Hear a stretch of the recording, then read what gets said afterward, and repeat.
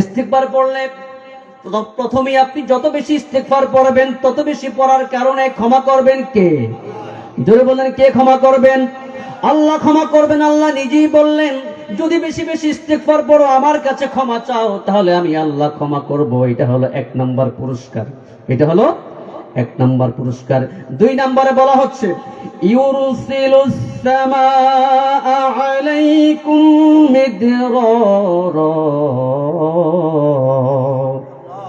জোরে বলি আল্লাহু আকবার। আল্লাহ সুবহানাহু ওয়া তাআলা তারপরে 2 নম্বরে বলতেছেন, যদি তুমি বেশি বেশি করে ইস্তিগফার পড়ো তাহলে কি হবে? তাহলে কি হবে? যখনই তোমরা জমিনের মধ্যে তোমরা দেখতে পাচ্ছ বৃষ্টি হয় না, অনেক সময় এমন হয় কি হয় না, একটা সময় দেখা যায় আমাদের দেশের মধ্যে প্রায় 10 দিন 15 দিন 1 মাস 2 মাস বৃষ্টি হয় না। এমন প্রচন্ড রৌদ্রের তাপ হওয়ার কারণে জমিনের মাটিগুলো ফেটে যায়। এমন হয় কি হয় না? ওই গরম আমরা সহ্য করতে পারি না। হয় কি হয় না? আল্লাহ বলতেছেন, ও আমার বান্দা, যদি তুমি বেশি বেশি করে আমার কাছে ইস্তিগফার পড়ো, তাহলে আমি আল্লাহ তোমাদেরকে আমার রহমতের বৃষ্টি দ্বারা আমি ভরপুর করে দিব। আর জোরে বলি সুবহানাল্লাহ। 2 নম্বরে বললেন, রহমতের বৃষ্টি দিয়ে ভরপুর করে দিবে। আবার অনেক সময় সব বৃষ্টি কিন্তু রহমত হয় না, ঠিক কি না? দেখা যায় অনেক সময় টানা 1 সপ্তাহ 10 দিন বৃষ্টি হয়, সেই কারণে ফসল নষ্ট হয়ে যায়। এমন হয় কি হয় না?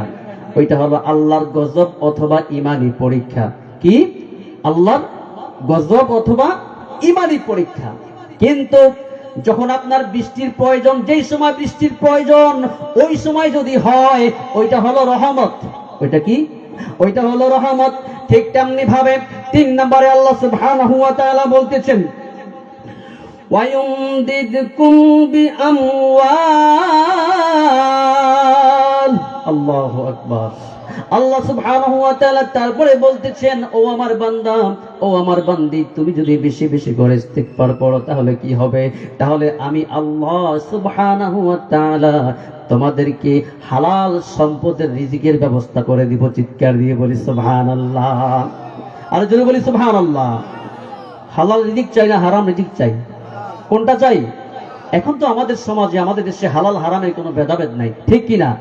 কে মারবে, কারে ধরবে, কে কার হক নষ্ট করবে, কে কিভাবে কাকে ঘায়েল করবে, ওই চিন্তায় সমাজের মানুষগুলো পায় তারা, ঠিক কিনা?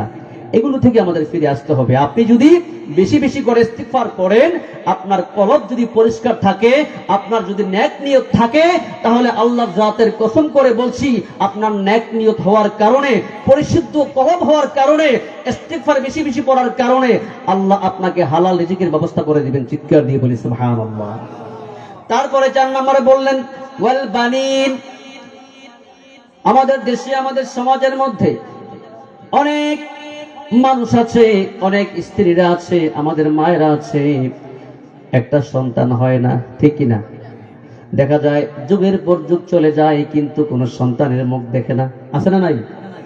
আমার আল্লাহ আমাদের কি কোরআনের মধ্যে শিখিয়ে দিচ্ছেন, ও আমার বান্দা, ও আমার বান্দি, যদি তোমরা মিলেমিশে সবাই যদি অধিক পরিমাণে ইস্তিগফার করো, তাহলে আমি আল্লাহ সুবহানাহু ওয়া তাআলা ওয়াদা করেছি কোরআনুল কারীমের মধ্যে, আমি তোমাদেরকে নেক সন্তানের ব্যবস্থা করে দিব। চিৎকার দিয়ে বলি সুবহানাল্লাহ।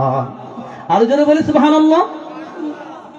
তারপরে 5 নম্বরে বললেন, ওয়ায়াজআল লাকুম জান্নাত। আল্লাহু আকবার। আমার আল্লাহ সুবহানাহু ওয়া তাআলা তারপরে বললেন, ও আমার বান্দারা, তোমরা জমিনের মধ্যে যখন তোমরা ফসল চাষ করো, ধানের চাষ করো, আমরা গ্রামের মানুষ করি কি করি না? করেন না? আমার কথা বুঝতেছেন?